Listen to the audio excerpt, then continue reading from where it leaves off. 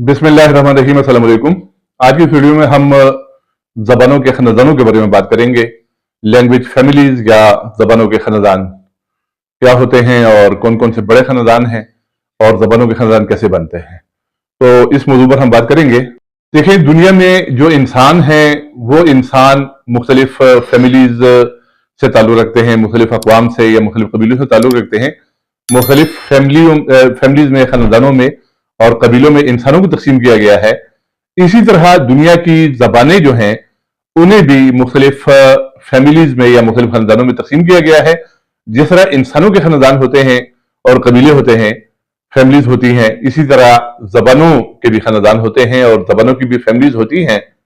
2024 में इथ्नोलॉग का जो 27वां एडिशन शाये हुआ है, तो उसमें ये बताया गया है कि दुनिया में तकरीबन 7,139 ज़बानें बोली जाती हैं और इन 7,139 ज़बानों को इथ्नोलॉग के मुताबिक 142 खानदानों में तकसीम किया गया है। यानी इथ्नोलॉग ये कहता है कि 7,000 से ऊपर ज़बानें हैं और ज़बानों के खानदान जो हैं वो 142 हैं। और इस तरह बाकी जो मुख्तलिफ सोर्सेज हैं, तो कहीं पर 408 खानदान भी बताए गए हैं, कहीं पर 150 बताए गए हैं।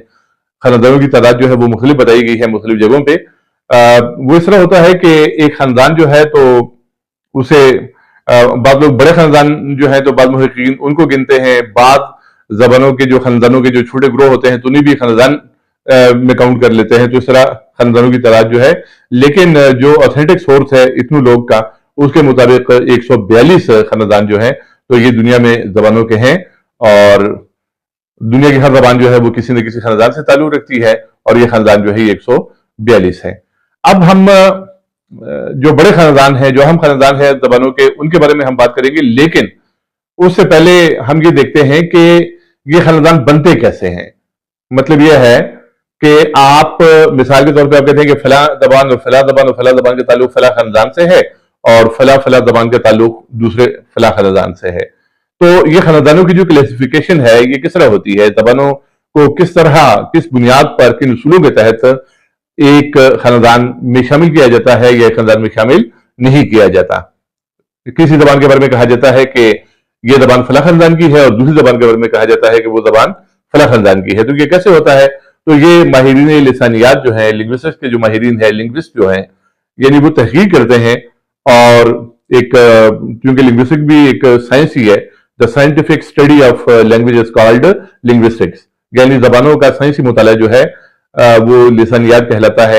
तो लिसानियात के माहिरीन तहकीक करते हैं, साइंसी बुनियादों पर ज़बानों का जायजा लेते हैं और फैसला करते हैं कि ये ज़बान जो है ये फला खानदान की है और ये ज़बान जो है ये फला खानदान की है। यानी मुख्तलिफ ज़बानों में जो उन्हें लिसानी इश्तराकात, लिंग्विस्टिक सिमिलैरिटीज नजर आती हैं, लफ्ज़ एक जैसे हैं, कवायद एक जैसे हैं, कुछ चीजें मुश्तरक हैं, तो उन ज़बानों को फिर एक ही खानदान में शामिल कर दिया जाता है। तो ये उसूल होता है किसी ज़बान को किसी खानदान में शामिल करने के लिए जो उसूल इस्तेमाल किया जाता है वो ये होता है। और फिर इस उसूल के तहत जो खानदान बनते हैं, तो फिर हम जब देखते हैं तो ये इंडो यूरोपियन खानदान है, ये साइनो टिबेटन खानदान है, ये फला खानदान है। तो फिर हम एक ही खानदान की मुख्तलिफ ज़बानों को जब देखते हैं तो हमें उन खानदानों में, यानी उन ज़बानों में, उन खानदानों के अंदर जो ज़बानें पाई जाती हैं शामिल होती हैं, तो उन ज़बानों में हमें लिंग्विस्टिक सिमिलैरिटीज नजर आती हैं और कॉमन फीचर्स नजर आते हैं, यानी मुश्तरका खुसूसियात हमें उन ज़बानों में नजर आती हैं। तो उन खुसूसियात की बिना पर उन्हें एक खानदान में शामिल किया गया होता है। तो ये तो उसूल है या तरीक़ाकार है कि किसी ज़बान को किसी खानदान में शामिल करने, किसी खानदान में शुमार करने के लिए जो उसूल इख्तियार किया जाता है वो ये होता है। और ये खानदान बनते जो हैं वो इस तरह है कि जब हम ज़बानों के बारे में ये कहते हैं कि फला फला ज़बान जो है वो फला खानदान से ताल्लुक़ रखती है, यानी फला फला ज़बानें जो हैं वो एक ही खानदान की हैं, तो एक ही खानदान होने का मतलब ये होता है कि ज़माने कदीम में ये सब ज़बानें किसी एक ज़बान से बनी हैं। यानी पुराने ज़माने में कोई ज़बान थी, उस ज़बान से जितनी ज़बानें बनी हैं तो उन्हें फिर एक खानदान की ज़बानें कहा जाता है। और पुराने ज़माने में कोई दूसरी ज़बान थी, उससे जो ज़बानें निकली हैं या बनी हैं तो उन्हें फिर दूसरे खानदान की ज़बानें कहा जाता है। तो मतलब यह है कि सिर्फ खानदानों की तकसीम जो है वो होती है कि एक ही खानदान की जबानें, मिसाल के तौर पे खानदानों में किसी खानदान में 1500 जबानें हैं, किसी खानदान में 400 जबानें हैं। खानदानों में जबानों की जो तादाद होती है वो भी एक दूसरे से मुख्तलिफ होती है। तो किसी जबान में, किसी खानदान में जो जबानें शामिल हैं, तो उसका मतलब ये होता है कि ये सारी की सारी जबानें जो है, ये ज़माने कदीम में इन जबानों का जो आगाज हुआ है तो वो किसी एक ही जबान से ये सारी जबानें जो है ये निकली हैं। तो इस तरह होता है। अब ये एक ही जबान से मुख्तलिफ जबानों के निकलने का या एक ही जबान से मुख्तलिफ जबानों के बनने का जो प्रोसेस है, जो अमल है, वो इस तरह होता है कि इसके मुख्तलिफ स्टेप्स होते हैं। यानी पहला स्टेप ये होता है कि लैंग्वेज आइसोलेशन, यानी यहाँ पर मतलब ये है कि हम इस सवाल के जवाब दे रहे हैं कि जबानों से, जब हम कहते हैं कि जी फला फला जबानें और दुनिया की फला फला जबानें जो है वो फला जबान से बनी है, ये मतलब ये है कि ग्रीक उससे संस्कृत से बनी है या लैटिन से बनी है या किससे बनी है। तो ये जो हम बात करते हैं कि फला जबानें जो है वो फला जबान से बनी है, या पुराने जमाने में इनकी माँ जो है, या इनकी जो मतलब ये कि प्रोटो लैंग्वेज की इस्तेलाह इस्तेमाल होती है लिसानियात में, यानी वो जबान की जिससे ज़माने जदीद की जबानें बनी होती हैं, तो ज़माने कदीम की वो जबान प्रोटो लैंग्वेज कहलाती है, उन जबानों की प्रोटो लैंग्वेज कहलाती है, यानी उनकी माँ कहलाती है। तो इस तरह ये जबानें इस तरह बनती है कि जो प्रोसेस इनका है वो इस तरह है कि एक जबान होती है और उस जबान के बोलने वाले एक खित्ते में आबाद होते हैं। उनमें से क्या होता है कि कुछ लोग वो खित्ता छोड़कर, वो इलाका छोड़कर किसी दूसरे इलाके में जा बसते हैं। इसे लैंग्वेज आइसोलेशन कहा जाता है। यानी एक खित्ता है, एक इलाका है, उस इलाके में एक जबान बोलने वाले लोग रहते हैं, उनमें से कुछ लोग नकल मकानी कर लेते हैं और किसी दूसरी जगह चले जाते हैं और वहां रिहाइश अख्तियार कर लेते हैं। तो ये जबान जो है उनके साथ अपने इलाके को छोड़कर वहां चली जाती है। ये ग्रुप जो लोगों का है कि जो अपने असल लोगों से, जो अपनी मतलब है कि बड़े ग्रुप से अलग हो गया है, कि जाके किसी और जगह रहता है, रहना शुरू कर देता है। तो इस अमल को लैंग्वेज आइसोलेशन कहा जाता है। यानी लैंग्वेज आइसोलेट हो गई है, जबान बोलने वाले दूसरे अफराद से कुछ अफराद अलग हो गए हैं, ये आइसोलेशन हो गई है। अब ये लैंग्वेज आइसोलेशन में ये होता है कि ये लैंग्वेज जब दूसरी जगह जाती है तो वहां पर पहले से जो जबानें बोली जा रही हैं, इस जबान का आमना सामना होता है, इंटरेक्शन होता है, मेल मिलाप होता है उन जबानों के साथ। तो ये जबान अपनी असल जबान से थोड़ी सी मुख्तलिफ हो जाती है। यानी जो लोग वहां पे रह गए हैं असल इलाके में, तो उनकी जबान और ये लोग के जो दूसरे इलाके में गए हैं जहां अमल दखल जो है वो दूसरी जबानों का ज्यादा है, तो यहां इनकी जबान जो है वो थोड़ी सी मुख्तलिफ हो जाती है। लैंग्वेज आइसोलेशन के बाद लैंग्वेज चेंज का अमल होता है, यानी जबान थोड़ी सी तब्दील हो जाती है। और फिर उसके बाद तीसरा स्टेप जो होता है वो लैंग्वेज डाइवर्जेंस होता है, यानी जबान डाइवर्ज हो जाती है, मजीद तब्दील हो जाती है, मजीद चेंज हो जाती है।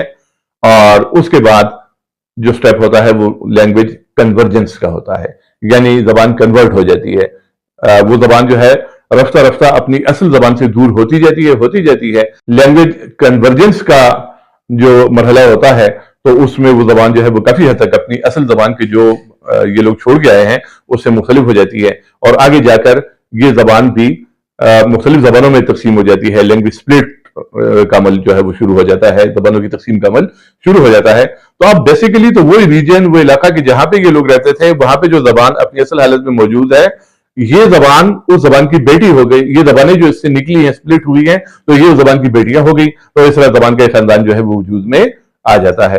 तो ये जबानों के खानदान जो है वो इस तरह बनते हैं। और फिर जबानों के खानदान जो होते हैं तो उनमें कुछ खानदान ज्यादा अहम होते हैं। तो इंपॉर्टेंट लैंग्वेज फैमिलीज या अहम जबानों के खानदान जो है उनका जो हम तयन करते हैं तो वो हम तीन वजूहात से या तीन बुनियादों पर करते हैं। पहली बात यह है कि जबानों का वो खानदान अहम है कि जिसमें जबानों की तादाद ज्यादा हो, यानी जबानों के खानदान में तादाद जो होती है वो वेरी करती है, मुख्तलिफ होती है। किसी जबानों के खानदान में 90 जबानें हैं और किसी में 400 जबानें हैं, किसी में 1500 जबानें हैं। तो वो जबान जो का खानदान अहम है कि जिसमें जबानों की तादाद ज्यादा हो। जबानों के खानदान की दूसरी अहमियत बोलने वालों की तादाद के एतबार से होती है, यानी किसी खानदान की जबानें बोलने वाले लोग कम तादाद में होते हैं और किसी में ज्यादा तादाद में होते हैं। तो ये भी एक जबानों के खानदान की अहमियत की वजह होती है। अब इसकी एक मिसाल मैं आपको देता हूं कि जबानों का खानदान है नाइजर कांगो। अब नाइजर कांगो में 1500 से ज्यादा जबानें हैं। तो ये नाइजर कांगो जो है, तो ये जबानों के एतबार से तो सबसे बड़ा खानदान है, इसमें सबसे ज्यादा जबानें हैं। बाकी खानदानों में किसी में 500 हैं, किसी में 300 हैं, और नाइजर कांगो में जो है वो 1500 से ज्यादा है। तो लिहाजा ये जो नाइजर कांगो नामी जबानों का खानदान है, ये जबानों के खानदान, जबानों की तादाद के एतबार से तो ये बड़ा खानदान है, लेकिन बोलने वालों की तादाद के एतबार से इंडो यूरोपियन खानदान जो है तो वो सबसे बड़ा खानदान है। यानी इंडो यूरोपियन जबानें बोलने वाले लोग जो है वो दुनिया में ज्यादा हैं। यानी कि इंडो यूरोपियन खानदान में जो जबानें शामिल हैं वो तो नाइजर कांगो से कम है। नाइजर कांगो में 1552 जबानें हैं और इस लिहाज से ये बड़ा है, लेकिन इंडो यूरोपियन खानदान में 454 जबानें हैं। तो 454 जबानें इंडो यूरोपियन में है, लेकिन ये 454 बड़ी जबानें हैं, इनमें से हर एक जबान जो है वो ज्यादा लोग बोलते हैं। लिहाजा बोलने वालों की, स्पीकर्स की जो तादाद है वो ज्यादा है। यानी फारसी भी इंडो यूरोपियन जबान है, और हिंदी भी इंडो यूरोपियन जबान है, उर्दू भी इंडो यूरोपियन जबान है, अंग्रेजी भी इंडो यूरोपियन जबान है। ये सब बड़ी जबानें हैं। इन सब बड़ी जबानों की जो बोलने वालों की तादाद है उसको जमा किया जाए तो वो नाइजर कांगो जबानें बोलने वाले, नाइजर कांगो में शामिल जो 1500 जबानें हैं वो बोलने वाले जो है उनसे ये तादाद बढ़ जाती है। लिहाजा तादाद के एतबार से इंडो यूरोपियन खानदान सबसे बड़ा है, बोलने वालों की तादाद के एतबार से और जबानों की तादाद के एतबार से नाइजर कांगो खानदान सबसे बड़ा है। तो ये इस तरह तो जबानों के खानदान जो है वो वजूद में आते हैं।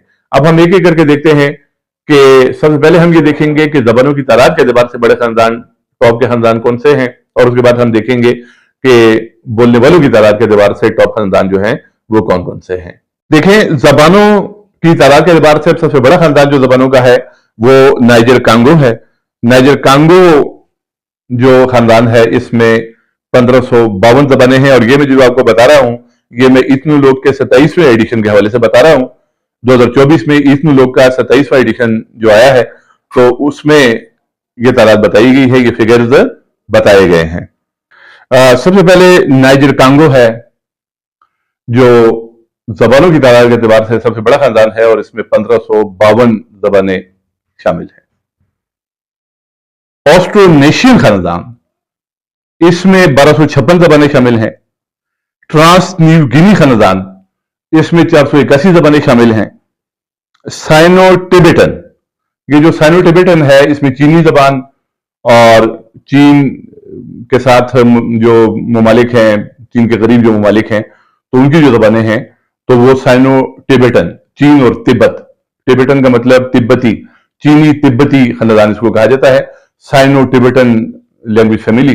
तो इसमें चीन और तिब्बत और मुल्हिका ममालिक और खित्तों की जबानें जो है वो शामिल हैं, और साइनो टिबेटन में 458 जबानें शामिल हैं। उसके बाद आता है जी इंडो यूरोपियन खानदान, यानी हिंद यूरोपीय खानदान।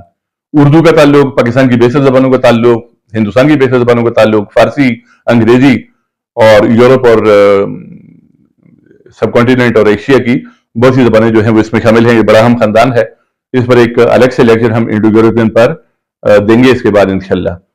तो इंडो यूरोपियन जो खानदान है यानी हिंद यूरोपीय खानदान, इसमें 454 जबानें शामिल हैं इत्नु लोग के मुताबिक।